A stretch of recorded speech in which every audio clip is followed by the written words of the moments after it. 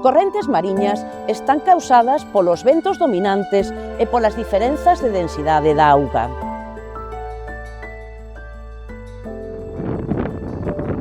As causadas polo vento son as correntes superficiais.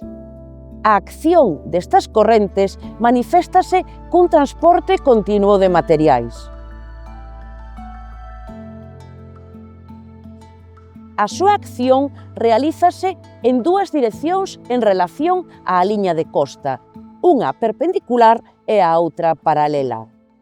O transporte de materiais perpendicular á costa é provocado polas correntes de marea, orixinadas polo fluxo e refluxo desta,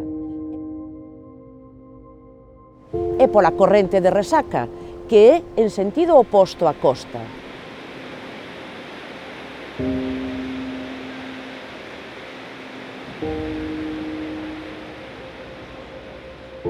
O transporte de materiais paralelo á costa é realizado polas correntes de deriva litoral. Estas fórmanse cando nas costas de trazado rectilíneo o vento dominante é oblicuo. Deste xeito, orixínase unha corrente paralela que transporta os sedimentos, normalmente areas, capaces de orixinar barras ou frechas.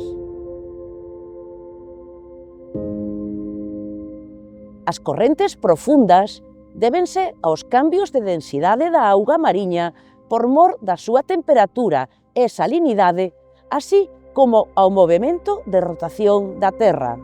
Son grandes masas de auga que se desprazan polos océanos movéndose no sentido das agullas do reloxo no hemisferio norte e ao contrario no hemisferio sur.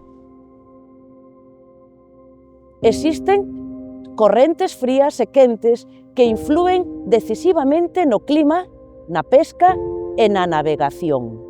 Por exemplo, a corrente cálida do Golfo dulcifica o clima do oeste europeo no inverno.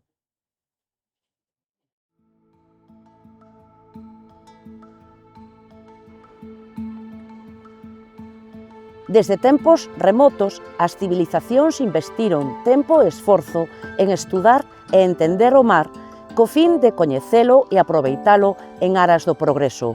Descubrimentos médicos, científicos e tecnolóxicos teñen a súa base no medio mariño e non podemos esquecer que máis da metade da poboación mundial vive preto do litoral e aprovéitase dos seus innumerables recursos.